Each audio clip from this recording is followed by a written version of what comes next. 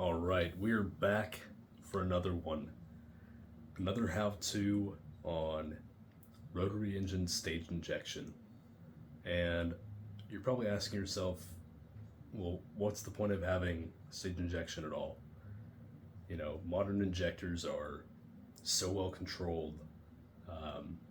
We can run such large fuel quantities on a single injector. Well, it doesn't seem needed, right? The reason that systems like this were put in place is because the injector has what's called a knee. A knee is a uncontrolled region, or rather it's the point in which the uncontrolled region meets the linear region. So in the most layman terms, if you have 0% duty cycle to maybe 3 to 4% duty cycle of a modern injector, that 0 to 3 to 4% is not always accurate. Okay? You're going to hit that knee at 3 to 4% duty cycle. From that point up to about 85% duty cycle in a linear fashion, that injector is very consistent. You put in a value, you get out a value. It's expected. You know exactly what the thing's going to do from maybe 4 to 85%. After the 85% point, you're going to start seeing any sort of oscillation or inaccuracies the same as you would below that knee of 0 to 3 to 4%. So you can request 99% duty cycle, but it's not going to be an accurate fueling at that point because essentially the motor inside your injector, it's a pendulum seat. The injector driver heats up because you're now keeping it open all the time. It needs to have cooling. Fuel does its cooling. That's going to be one of the main topics of today's video. It needs to have cooling of fuel and time off to where it can be accurate. If you're 100% duty cycle on injectors, you're not accurate. That's why most people in motorsport would say 88% maximum, 85%, 90, 80, whatever suits you, but it's probably going to be between 80 and 90%. Manufacturers will tell you 80. So size accordingly. So the idea of using stage injection is so that you can have a set of injectors that gets your power goal without spending too much time in the uncontrollable below the knee region, and also not spending any time when you're trying to make power safely up into the high duty cycles of anything above, let's say, 90%. Because that will actually cause your injector to fail. You know, kind of important. You spent $2,000 in injectors. You know, you might want to keep those alive. So another set of injectors is used, and there's a sweet spot in which those injection points come into play. On a Haltech Platinum Sport, it's a older ECU, really good. They had a primary hold function for the injectors to come on up to a certain point. You'd select a crossover point. Let's say we had 6 psi. 6 psi, primary scope to 6 psi. They're going to go and hold at the duty cycle that they cross over at 6 psi. There's going to be a disenrichment period in which, let's say we're at 4.5 milliseconds. That's way too low, but 4.5 milliseconds, the 500 millisecond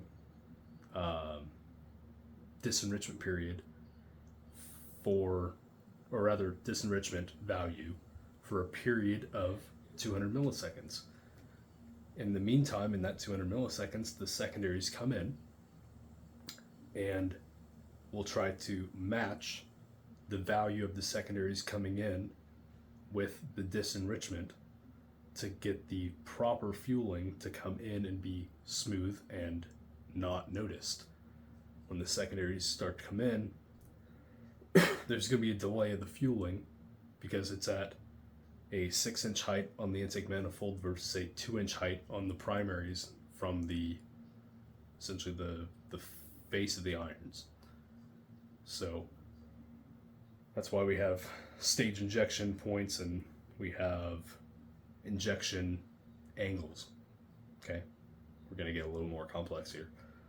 So that disenrichment point allows you to, or rather, disenrichment value and the period allow you to get the secondary into play when you need it without overfueling or underfueling the event of the secondaries coming on. And it will lock the injector there until that secondary gets up to a point, and it will go together up after that point. Works great.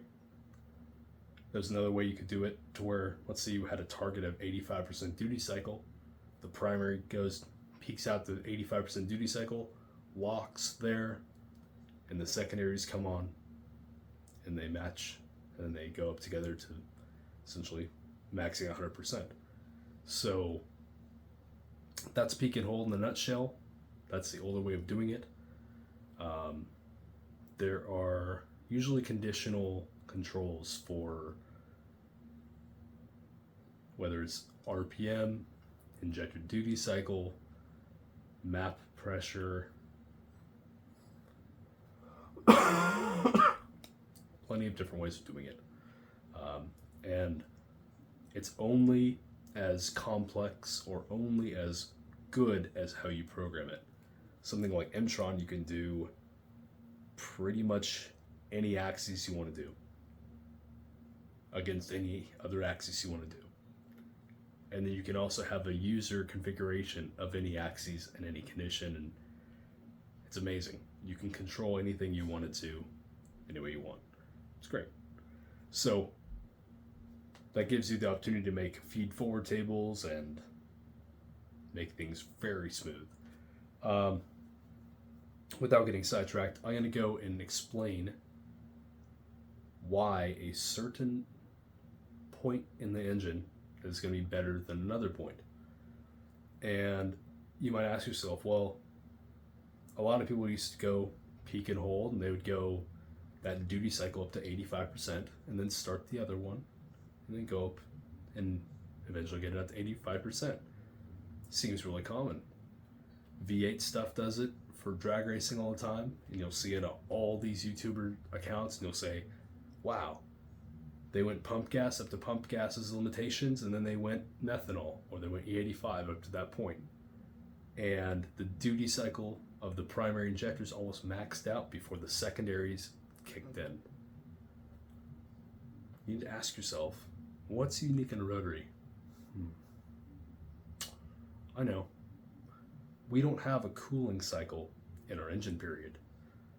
We have half the period for fuel injection, so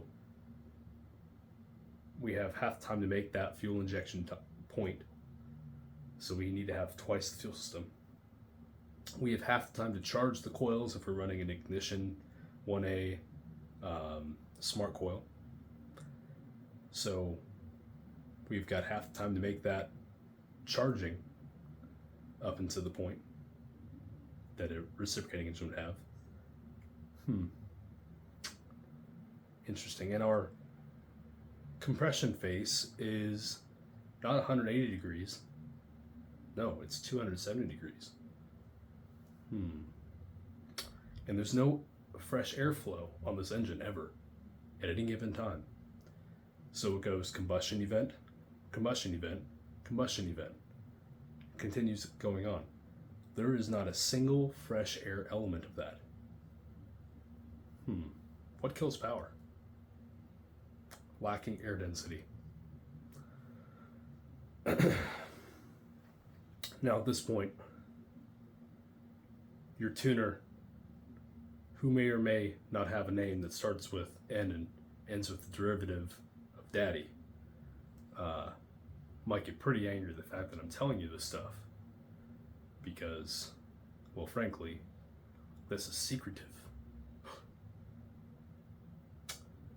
So, now that you understand an engine doesn't get a cooling cycle, what's fueling for? Fueling is to take that air and cool it off. And there's going to be a point where you've got too much fuel and you can't combust it because you spark energy.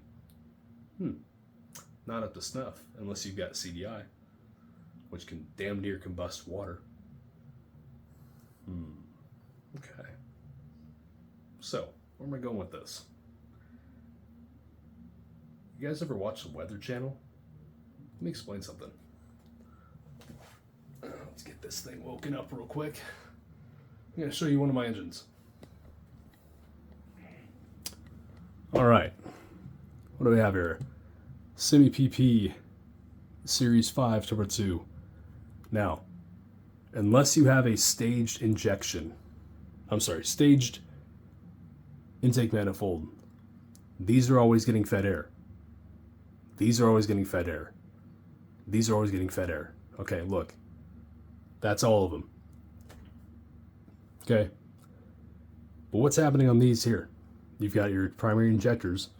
Let's say this hole from here to the rotor face, which is going this way, doing a thing, scooping around.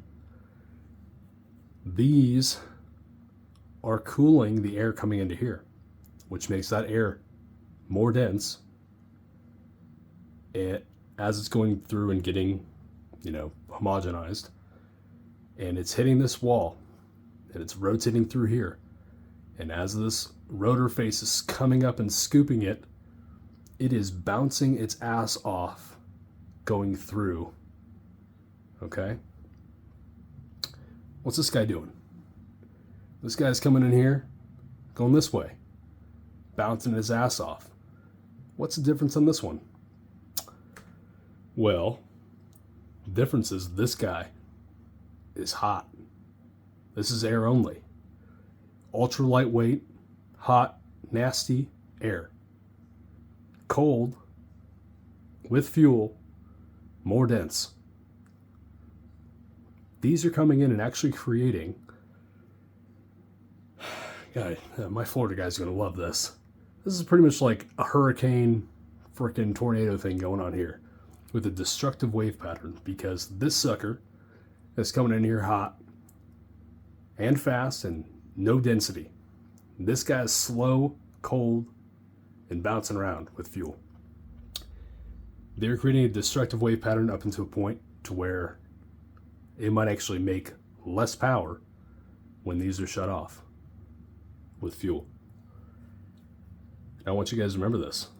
Your fuel injectors are way up here for the secondaries. Okay? That's a lot farther. We'll say 6 inches, 7 inches from here to the inside of the face of this iron. What happens when this now gets cold fuel? Much colder, because now it's had time to homogenize and go through here. Even though these port sizes are not the same, which another factor is this port size is much, much smaller. But again, our fueling is coming in here, and it only has a point to cool the air charge from this point to that turn. Very short distance. This has this huge time to cool that air. Well, if you've ever heard VTEC Kraken, when you guys get staging right, this is a very rare occurrence, you'll see a massive gain in power. It's because the wave patterns go from a destructive, where they're canceling each other out, into a constructive wave pattern.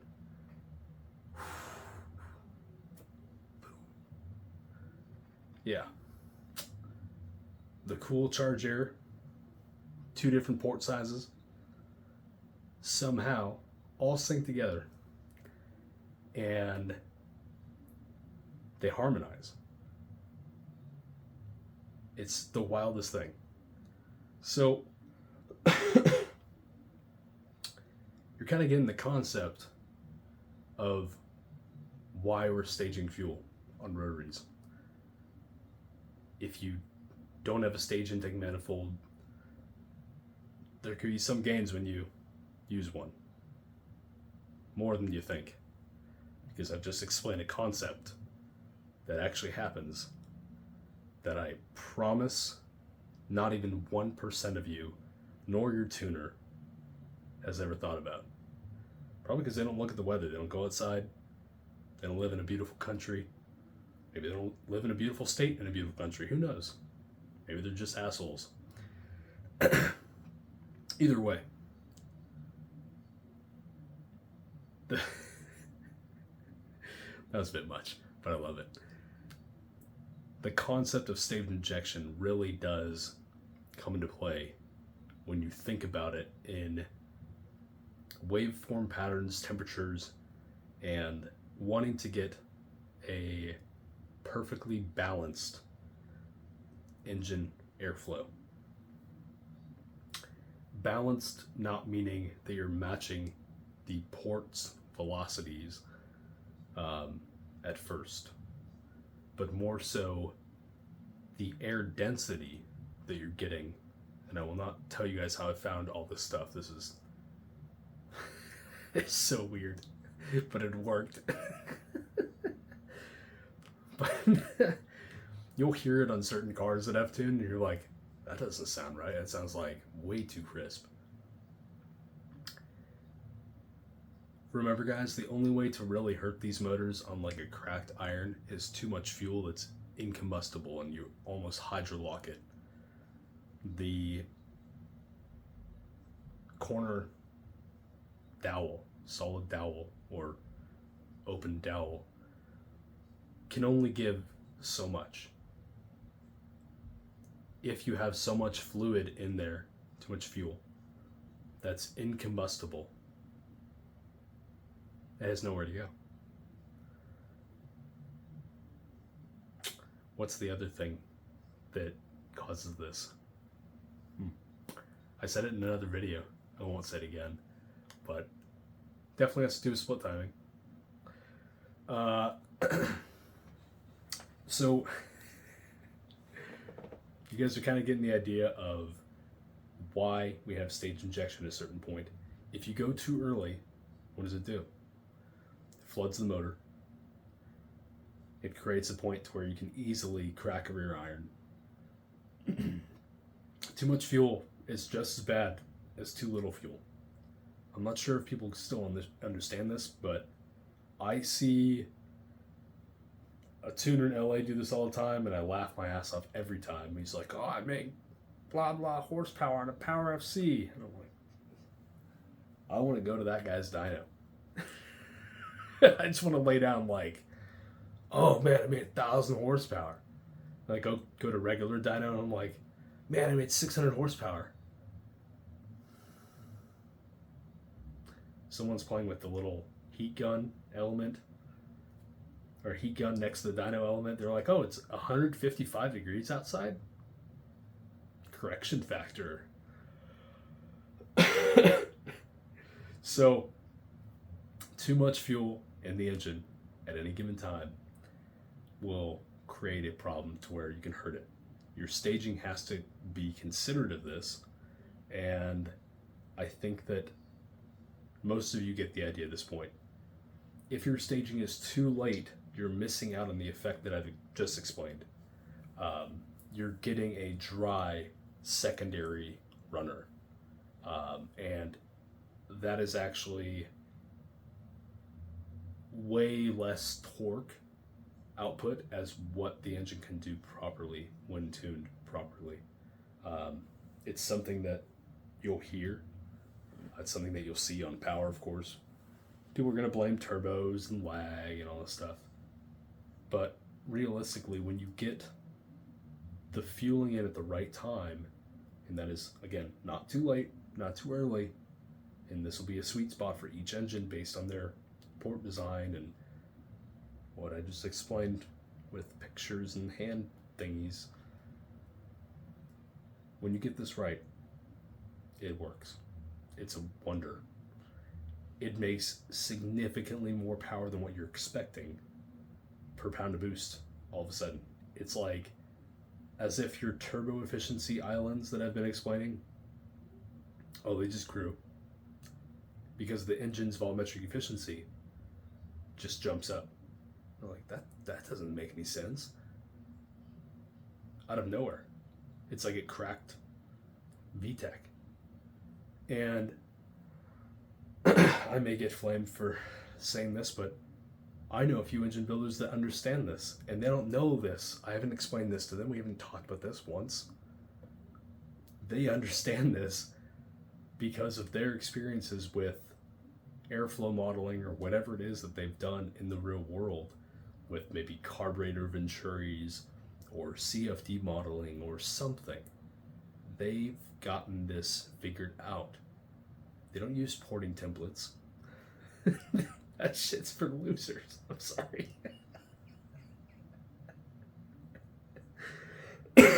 Porting templates, no.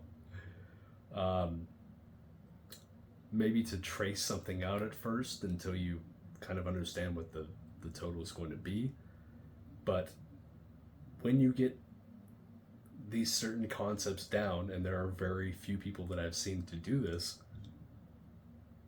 all of this, it cracks on power. It is the craziest thing.